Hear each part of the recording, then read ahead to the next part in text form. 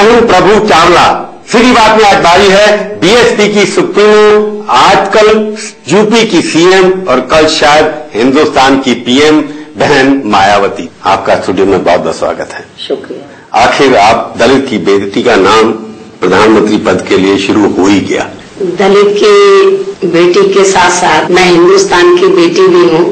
तो मैं ये समझती हूँ कि जब से मैं पॉलिटिक्स में आई हूँ और खास तौर से देश के सबसे बड़े प्रदेश उत्तर प्रदेश में जो आबादी के हिसाब से सबसे बड़ा प्रदेश है, जब मुझे उत्तर प्रदेश में 4 बार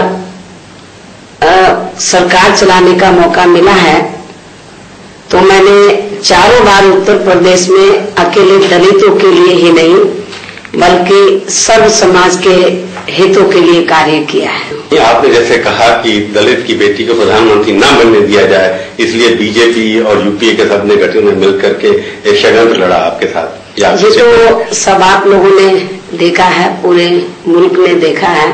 कांग्रेस पार्टी और बीजेपी एंड कंपनी के लोगों को ये बात अच्छी तरह से मालूम है कि जिस प्रकार से मैंने उत्तर प्रदेश की जनता को बेहतरीन गवर्नमेंट दी है, तो उनको ये मालूम है कि यदि केंद्र में बीएसपी के नेतृत्व में सरकार बन जाती है और मायावती इस देश की प्रधानमंत्री बन जाती है, तो फिर ऐसा ना हो जाए काफी लंबे अरसे तक इनको इंतजार करना पड़े दोबारा सत्ता में आने के लिए, केंद्र की सत्ता में आने के लिए।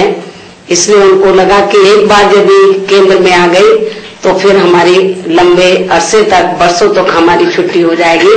पर मैं आपकी बात मान गया, आपने कहा कि ये सब एक है। क्या आपको लगता है कि ये प्रधानमंत्री बनने देंगे आपको? जब उत्तर प्रदेश में बीएसपी आगे बढ़ रही थी और उत्तर प्रदेश का मुख्यमंत्री बनने की जब बात उठी थी तो यही सवाल उस समय भी पूछा जा रहा था, लेकिन मैं उत्तर प्रदेश की मुख्यमंत्री बनी और मैं ये समझती हूँ कि एक ऐसा वक्त आएगा कि हमारे देश में देश की जो चाहत है, सर्व समाज की जो चाहत है और उसमें भी जो मेरे समाज के लोगों की चाहत है, खास तौर से जो दबे कुचले लोगों की चाहत है, ये सब लोगों की चाहत है कि मायावती देश की प्रधानमंत्री बननी चाहिए। तो जब मैं उत्तर प्रदेश की मुख्यमंत्री बन सकती हूँ तो मैं समझती हूँ कि एक दिन जरूर आएगा कि केंद्र में भी हमारे लोगों का सपना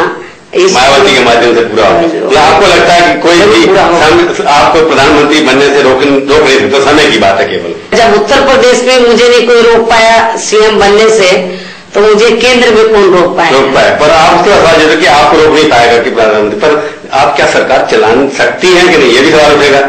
ये सवाल उत्तर प्रदेश के बारे में भी था, लेकिन जब मैं उत्तर प्रदेश की मुख्यमंत्री बनी तो उत्तर प्रदेश में आजादी के बाद से लेकर अब तक जिन भी पार्टियों की सरकारें बनी हैं, तो उन सरकारों की तुलना यदि मेरी सरकार से की जाए तो आज उत्तर प्रदेश के कोने कोने में जाकर आप लोग उत्तर प्रदेश की आम जनता से पूछे तो उत्तर प्रदेश की आम जनता आपको यही कहेगी कि आजादी के बाद से लेकर अब तक जितने भी पार्टियों की सरकारें बनी उनमें बेहतरीन सरकार जो दी है वो कुमारी मायावती ने दी है, लॉ एंड ऑर्डर के मामले में और डेवलपमेंट के मामले में।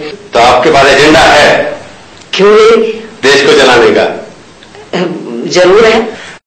सरकार चलाने के लिए कोई आर्थिक नीति चाहिए। आपकी आर्थिक नीति क्या है? क्या मैं अगर सवाल सीधा पूछूं कि प्राइवेटाइजेशन होगा कि नहीं होगा, जो चल रहा है आर्थिक सुधार जो चल रहे हैं डॉक्टर मनमोहन सिंह ने शुरू किए थे 1991 से, उनके आप विरोध में हैं या उनके साथ में हैं?